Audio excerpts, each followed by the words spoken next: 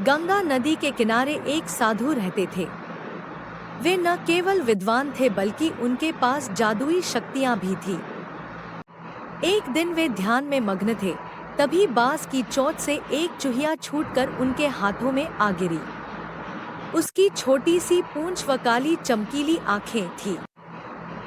उन्हें वह बहुत अच्छी लगी, पर घर ले जाने से पहले उन्होंने जादुई मंत्रों के प्रयोग से उसे एक लड़की में बदल दिया। वे उस लड़की को घर ले जाकर पत्नी से बोले, तुम हमेशा से संतान चाहती थी, तो लो आज से यही हमारी पुत्री है, इसे पूरी देखभाल व स्नेह से पालो।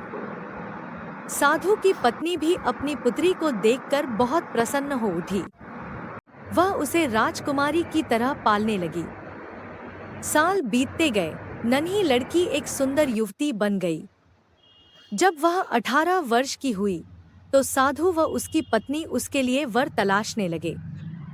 साधु ने कहा, मेरी बिटिया का विवाह ऐसे व्यक्ति से होना चाहिए जो सबसे बड़ा हो। मेरे हिसाब से सूर्य ठीक रहेगा। पत्नी ने भी हाँ कर दी।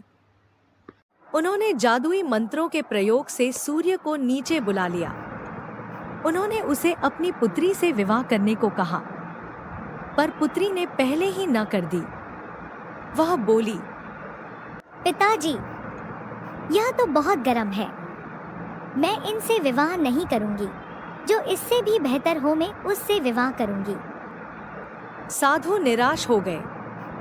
उन्होंने सूर्य से कहा, है सूर्य देवता, आप ही कोई अच्छा सा वर बताएं जो मेरी पुत्री के लिए अच्छा हो।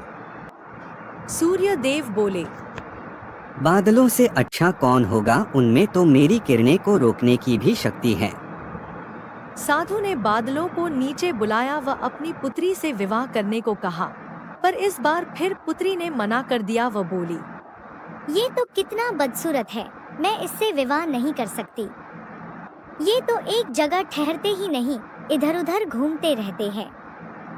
साधु निराश हो गए और बादलों के देवता से बोले, हे बादलों के देवता, आप ही कोई अच्छा सा वर बताएं।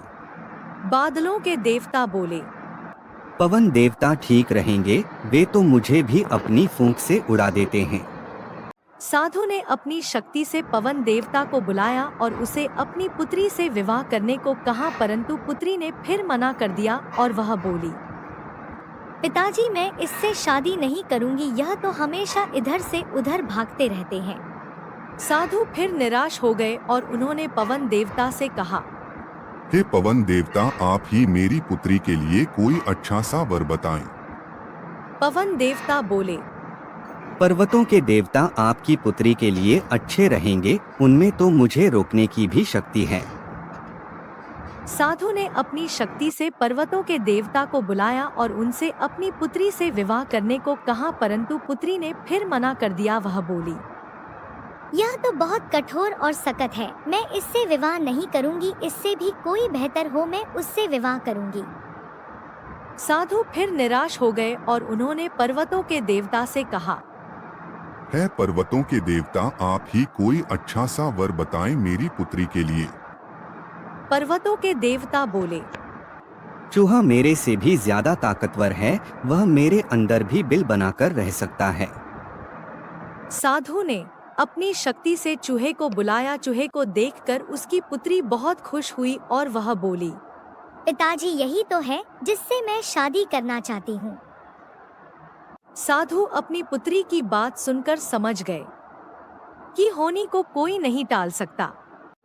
यह कभी चूहिया थी और मैंने अपनी शक्ति से इसे लड़की का रूप दिया, परंतु ईश्वर ने इसे चूहिया बनाया था, इस वजह से इसे चूहा ही पसंद आया और साधु ने उसे फिर से उसे चूहिया बना दिया। इस कहानी से हमें यही सबक मिलता है कि जो ऊपर वाले ने हमारी किस्मत में लिख दिया है वह होकर रहेगा।